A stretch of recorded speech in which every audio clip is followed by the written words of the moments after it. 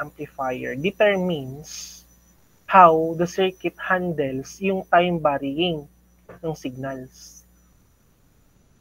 So, which is the primary function as an amplifier itself. So, this analysis ng AC po is conducted by setting yung DC voltage sources. Ano yung DC voltage sources? Di ba yun yung mga BCC, VEE, di ba? To AC ground. So, gina-ground natin. Grounded yon using small signal model ng isang BJT. So, from DC, nakita natin yung AC, grounded yung kanyang DC supply voltage. Ano? Yung supply voltage na meron. So, before we calculate any gain na meron, we must find first yung dynamic resistance inside the emitter junction of each transistor na meron. So, siya yung AC emitter resistance. So, next slide, yan. That is the AC analysis. Ay, sorry. Wala man lang nagko-correct sa akin. Hindi pala ako naka-share screen.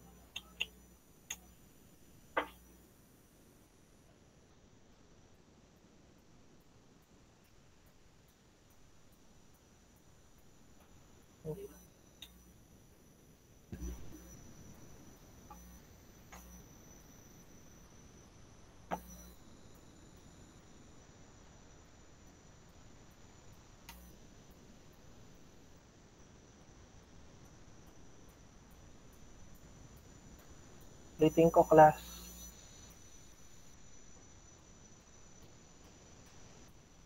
The AC analysis class is the differential amplifier para ma-determine natin yung mismong how the circuit handles yung time varying signal na meron.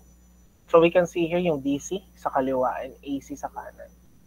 So, grounded yung mismong DC voltage supply na nakikita nyo. Yun yung AC. So, connected sila sa isa't isa. So, bago natin i-calculate yung gain na meron, kailangan muna nating i-find yung dynamic resistance inside sa mismong emitter junction ng each transistor na meron.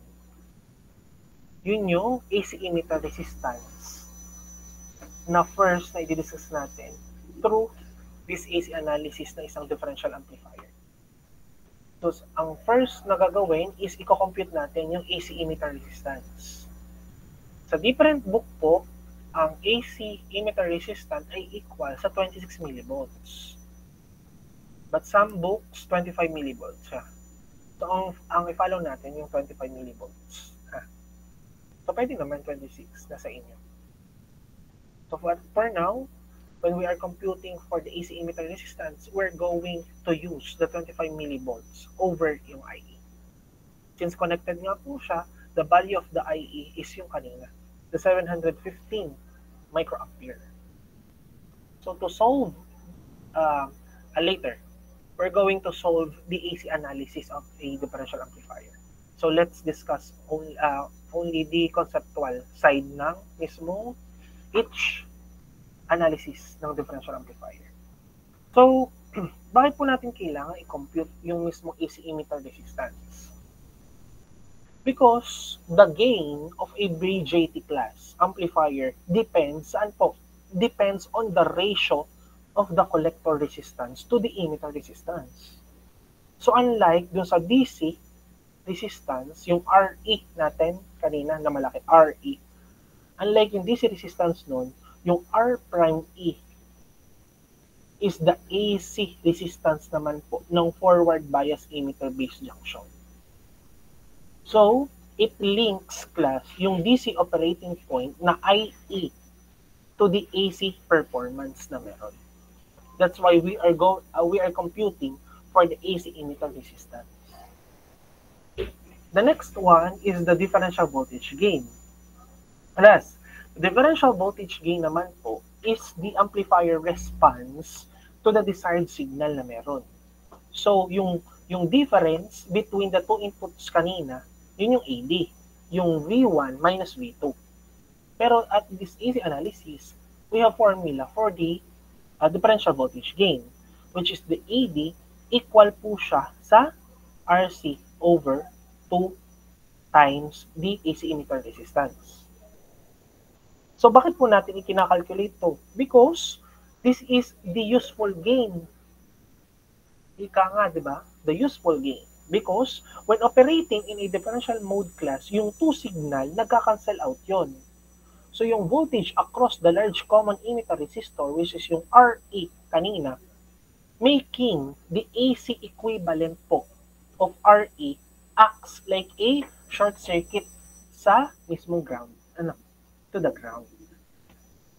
Kaya kinocompute natin yung differential ng voltage gain na meron. So, pakitandaan po ng formula. So, next is the common mode voltage gain. The common mode voltage gain, or yung ACM. Now, pag nakita nyo yung ACM, that is the common mode voltage gain. Pag may A, laging gain yun. So, the common mode gain, or the ACM class, is the amplifier response sa mismong undesired signals na meron. Yun yung mga noise, or yung mga interference na present mismo equally sa both inputs na meron. Kung sa inverting or sa non-inverting.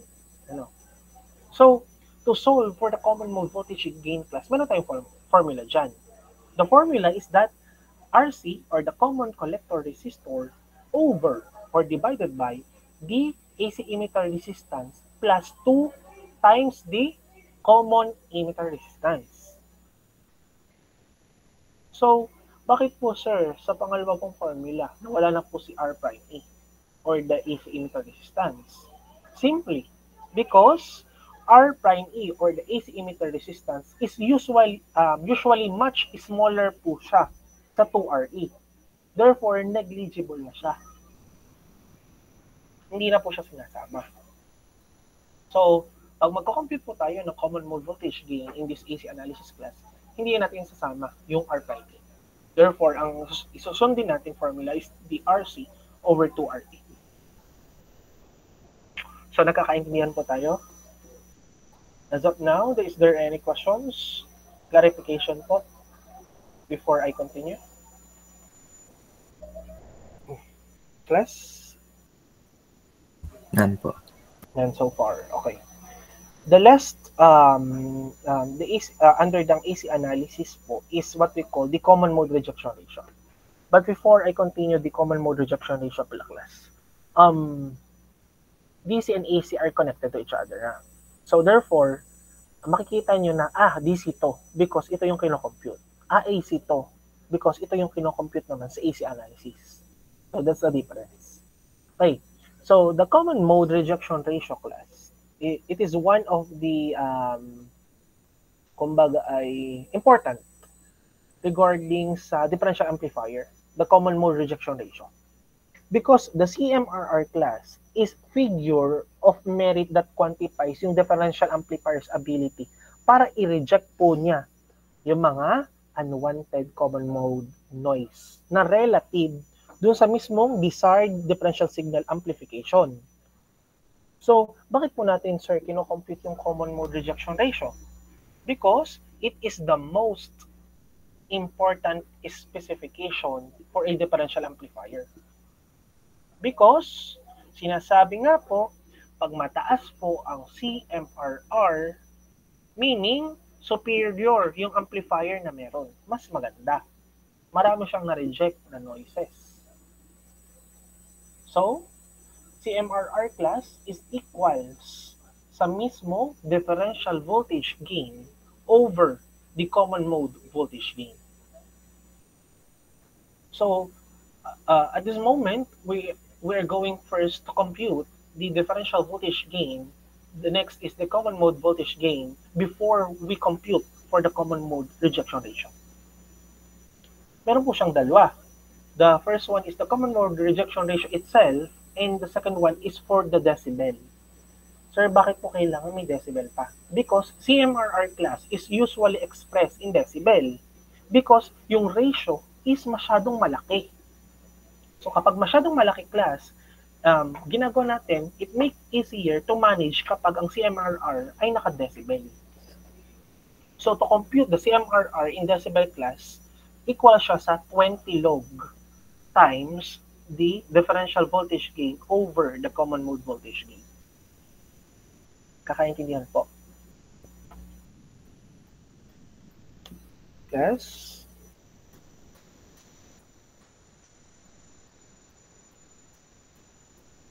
Okay, for now, we're going to try to solve for the AC analysis ng isang differential, AC analysis ng isang differential amplifier.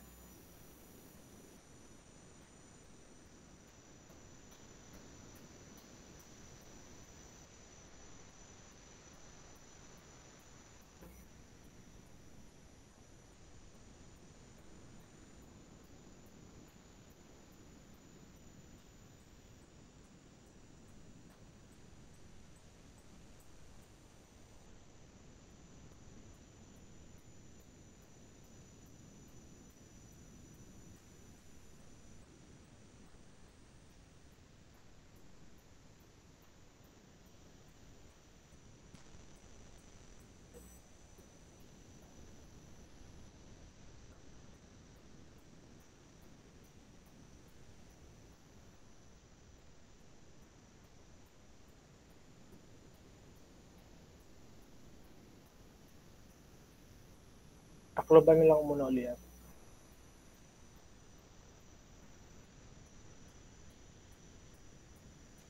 Yan.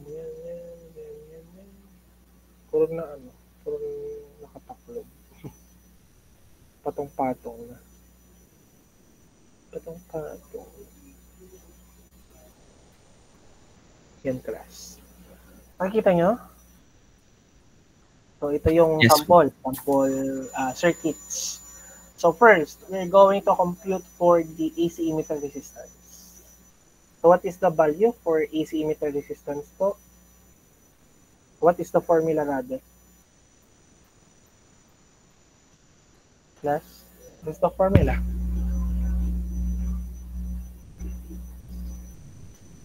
Ariel, go. 25 millivolts po over yung emitter current po. Okay, thank you. So next, what is the answer for our AC emitter resistance? Can you give me the exact answer? In ohms. Syempre.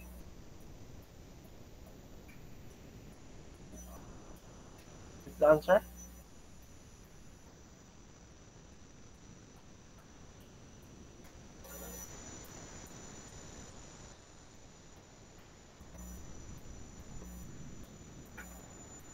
R prime E is equal to 25 millivolts over IE.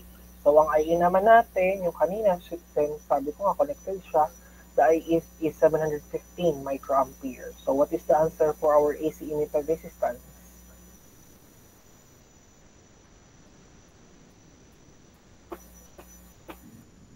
Okay, Katil? 34.97 Okay, whole number. ohms po. Ano, 35? 35 na? Apo, 35 na po. Okay. Hindi nila malaman kung saan nangyari yung 715 microampere. Therefore, ang R prime E ay equal sa 35 ohms. So, yan lang yun, basic. Purely substitution lang, sinubstitute lang naman natin from the given mismo. So, next, the differential voltage gain.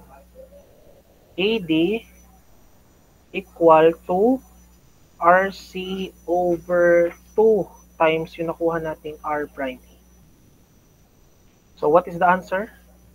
So, substitute lang natin, RC is 10 kilo ohms over 2 times yung 35 ohms. So, what is the answer for this one? For our differential voltage gain? Since, class, question, before you continue for your for the solution and for your answer. Ano? Since we are getting for a voltage gain, differential voltage gain, is there any units here? Or kung may units ba, anong units yon in terms of gain? Ano po bang unit siya? None. Very good, very good, very good. So, thanks, Emilio. So, none. Ano? Walang unit po or unitless si gain. Ano? So, na-discuss ko na yun before. So, what is the answer for the differential voltage gain? Kay Acel? 142.86 po. Very good. 142.86. Basic. So, purely substitution lang talaga. So, the challenge nyo lang talaga kapag tayo nag-long quiz 2 is that we're going to memorize the formulas regarding the DC, AC, and the continuation, yung application na meron. Sa mga susunod pa. So, next, we're going, kindly, what do you call this?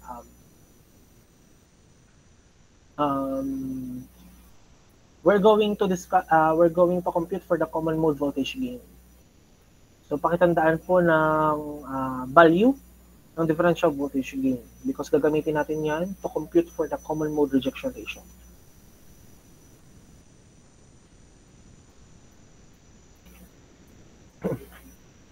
So, now we're going to compute for the common mode voltage gain, which is yung ACM.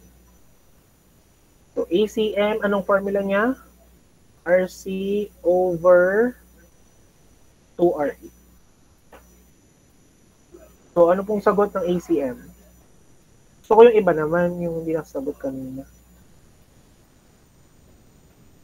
I-build nyo yung inyong rapport.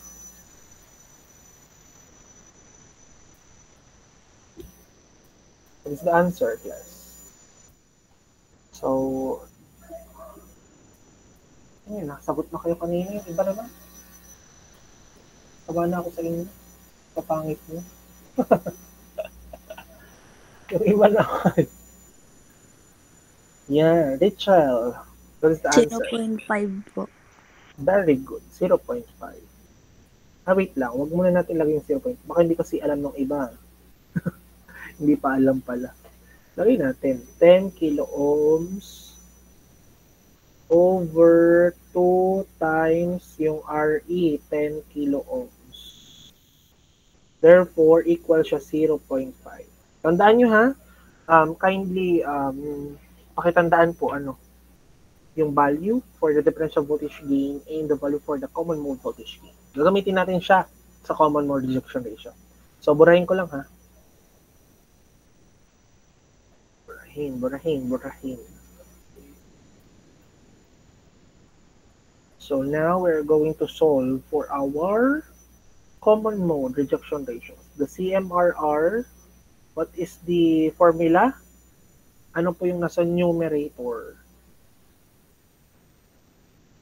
Okay, Mali?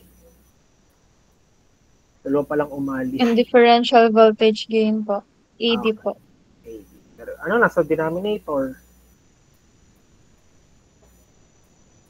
Ray Franco, anong nasa denominator? Yung common mode voltage gain. Okay, thank you. ACM. Very good. So, since nasabi mo yung ACM, ano magiging sagot ng CMRR, Franco? 285.7. Mga naman. Kagaling nga naman. Ang sagot mo? 285.72. 285.7. May unit ba yan o wala, Franco?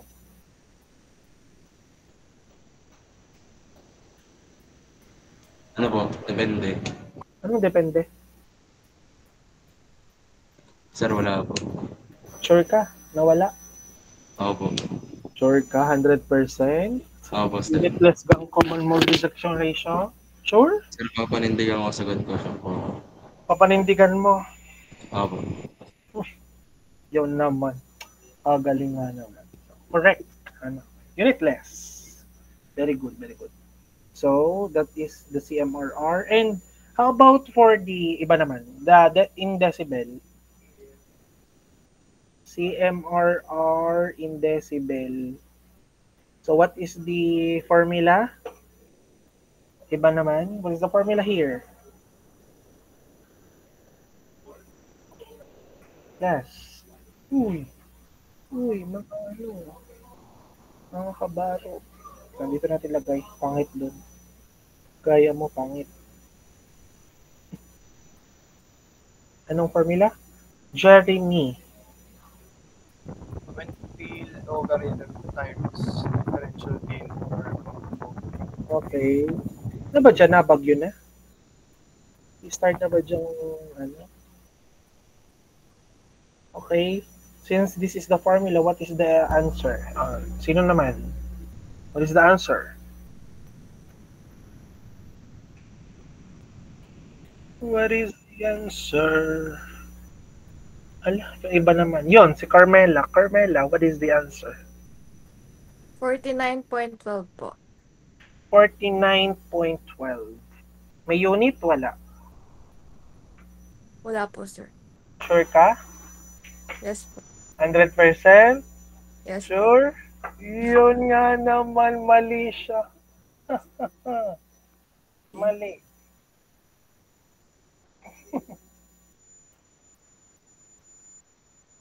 Wait na yun, ha?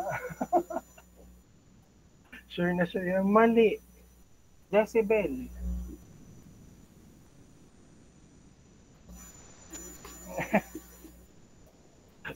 Parang di na yan, ha? Sure na sure yan, ha?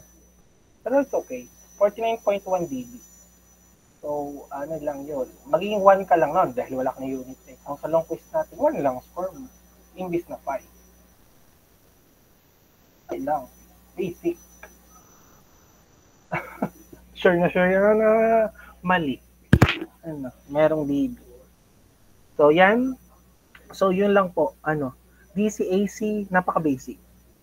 Yun lang po. Diyan lang po natatapos ang ating introduction to operational amplifier. Introduction pa lang yung class, ha. Wala pa tayo sa mismong application. So, dito ko muna puputulin yung mismong discussion regarding the operational amplifier. So, ito yung introduction ng mismong operational amplifier. Ano? And for our application, doon natin i-discuss yung mga inverting, non-inverting, summing, integrator, differentiator. So, yeah. May mga formulas din doon. So, yung introduction pa lang to, ha. Huwag masyadong ma-overwhelm because purely substitution lang ang nangyayari. So, is there any questions, clarifications, or violent reactions before tayo mag-alisan?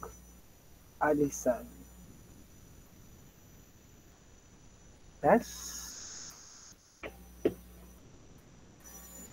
Hello? Wala bang magtatanong-tanong dyan?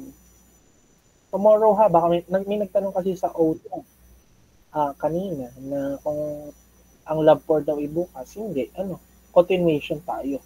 We're going to finish the whole topic of the operational amplifier.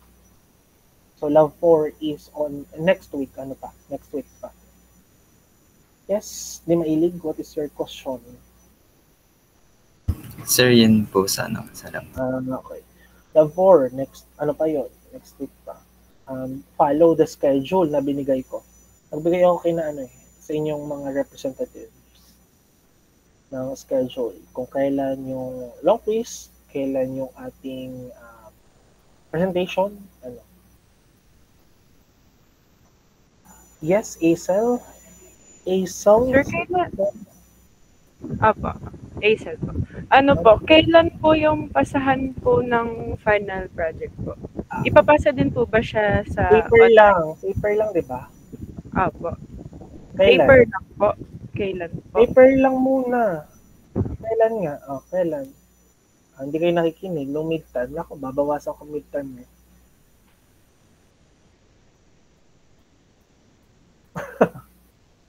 No, sir. Yeah, Sorry.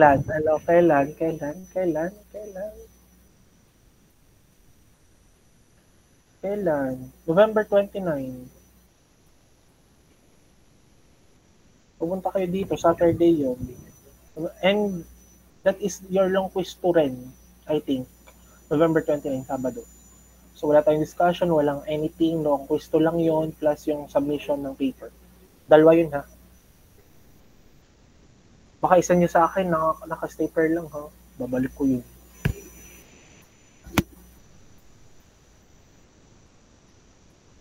Wala na pong questions.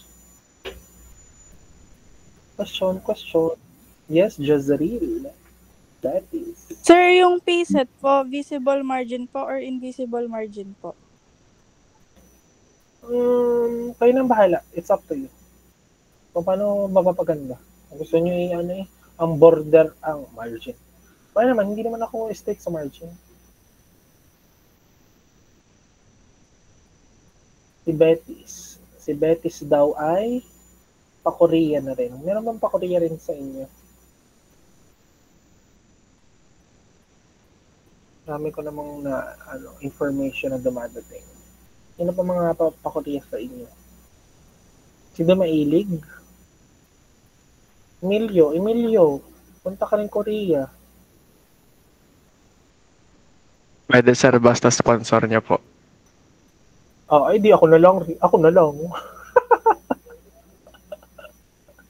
lang. Papaturo pa naman ako mag-drive. Kita kayong may day ni wala dito si Kweto eh. Nakuha ng biyaya ng ikapal. Nakita ko yung may day eh. Tunay ba? Oo, parang tunay nga. Dahil nung nag-try kami rin pumunta noon last time. Parang hindi rin. Baka sa inyo. Pero nung nagpunta naman kami, hindi naman ako hinanapan. Gusto ko lang for the second time. Kaya lang mahal. Dito na lang muna for muna ko, Hong Kong or Vietnam.